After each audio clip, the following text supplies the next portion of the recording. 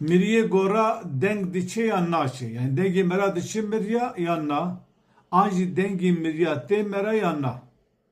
Dve derede em dixwaze dibin sîwana Qur'anê da, şemsiya Qur'anê da, roneya Qur'anê da ji we çend ayeta bixwîne. Mixabin hin kesê di sosyal medyayê da di civakê da nas kirîne, gava jê perstê kirinê dengê mera digê miriyê gora dibêjin nêrîna erceh, nêrîna muhteber ew ku dengê mera digê miriyê gora.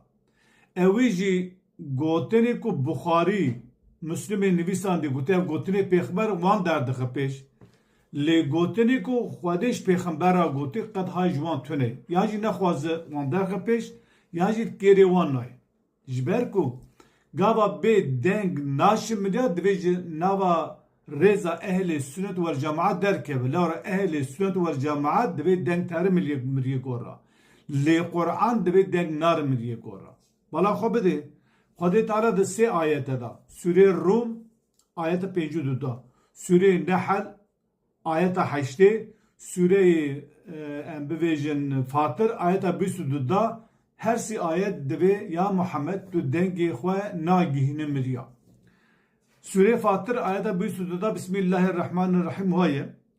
Ve ma yestevi'l ehyâ'u vel emvat. Ya Muhammed divê ya aleyhissalatu vesselam asî xîtab wê raye.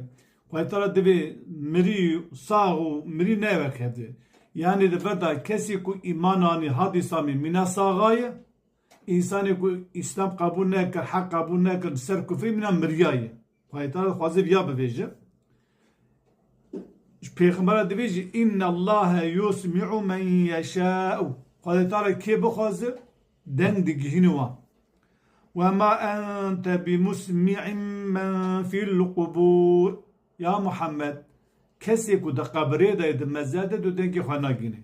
Yani Xwedê Teala ji pêxembera dibêje kesê ku heqî qebûl bike ji Müslümanê kesê ku heqî qebûl neke mîna miriyayê lê Xwedê kê bixwaze dengê xwe dixwîn dengê xwe deng digihîne wî ya Muhammed tu deng nagihîne miriyê gora kesê ku bi pişta xwe da te guhê xwe ji heqî ra girt mîna miriyê gorayê çawa tu dengê xwe nagînî miriyê gora tu dengê xwe nagînî wî jî. Her wisa ayeta ku dengê miriya nayê mera Sûre-i Meryem ayeta dawî nod û heşa dibêje ve kem ehlekna qablehum min qarnîn.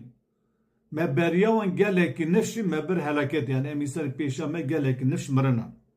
Hel tuhissu minhum min ahadin. Hel tuhissu minhum min ahadin. Ma